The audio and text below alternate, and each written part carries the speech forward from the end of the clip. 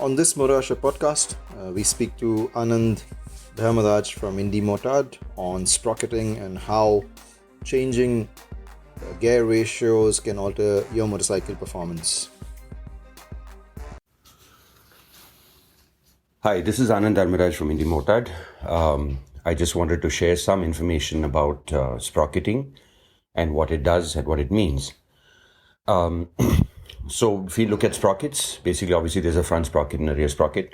And on pretty much every bike, unless you're running a belt or a shaft drive. But the way sprockets work is on ratios, which means there's a rear sprocket divided by the number of teeth on the front sprocket. And that's typically how you would look at things. Now, but what does that mean? So, for example, if you had a 45-tooth rear sprocket and a 15-tooth front sprocket, 45 divided by 15, you've got a ratio of 3. Now, what happens, I've had this question asked before, what happens if you were to upsize or downsize the, let's say, for example, the rear sprocket? What does that mean? So, for example, if I went +2 on the rear sprocket, what you can imagine is that obviously the wheel now is taking longer to, in one sense, rotate because of the circumference of the sprocket, and which means that when you upsize the sprocket, you get more bottom end drive, but you lose out on top end. So if you look at a racetrack or if you're going riding where there's a lot of tight technical sections, you want bottom end, which means that you can go up on the front rear sprocket, which also means the reverse effect is to downsize the front sprocket. So for example, you hear terms like -1 +2, which usually refers to going down on the front sprocket and going up on the rear sprocket, which really gives you a lot of bottom end drive grunt. So for example, you're coming out of a corner, you're feeling like the bike's gears are too tall. It helps you really sort of come out of that corner much quicker, and that's the reason you go what I call -1 +2, which means you're going up on the rear sprocket and minus on the front sprocket in number of teeth. So what happens with this is you get more bottom end, but you do lose out on top end. So there's typically obviously things like, for example, you can correct the speedo that shows. There are small little electronics tools that you can get to correct how the speedo actually shows, but it doesn't matter. But at the end of the day, what happens is that you get bottom end drive.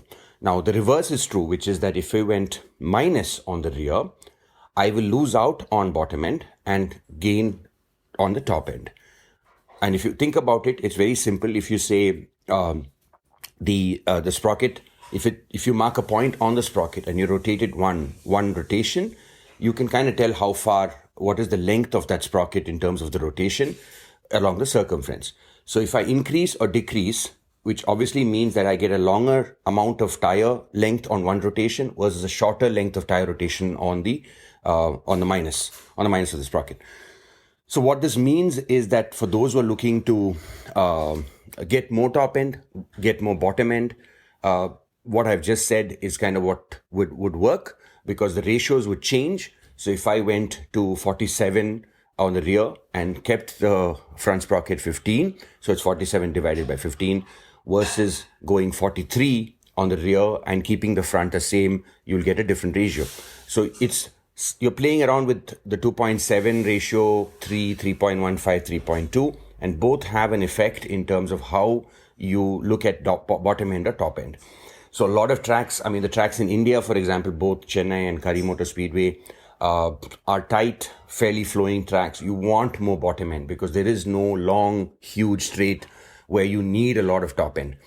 So you'll find a lot of track motorcycles going with a -1 +2, -1 front and a +2 in the rear to get the effect of the more drive coming out of the corners.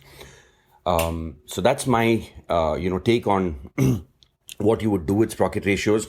Now, there are things like, for example, obviously what kind of sprockets. So typically the front sprocket is steel, the rear is steel or aluminum. On dirt bikes, you'll notice that because of weight savings, a lot of rear sprockets are aluminum, anodized aluminum, which also means that aluminum obviously will wear out quicker, but on dirt bikes, you want to save on unsprung mass.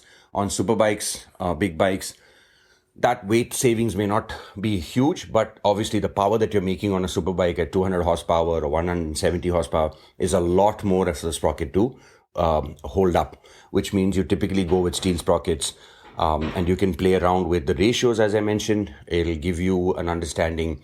So some of the upgrades that you can do even before going down, buying, EFI, piggyback, power commanders, bazaars, all of these units, is to look at sprocketing based on how you're riding, what kind of drive are you getting out of corners, and thinking about what makes sense to you because you're more on the racetrack versus your touring, etc. So this is some of the stuff that I would look at. Even on touring motorcycles, for example, I want to overtake quickly, so I want bottom end drive. So I would still continue to look at this +2 as an upgrade.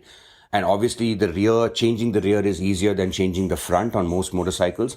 And if you're doing this, I would recommend that you look at, unless it's a brand new motorcycle, brand new chain, you can simply just change the rear sprocket, and as long as you match the pitch, and you're good to go in terms of getting the drive that you want.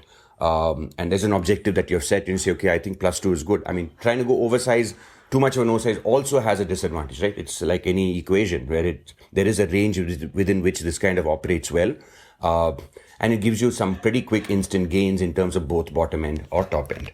So happy riding, and hopefully we'll catch you guys soon.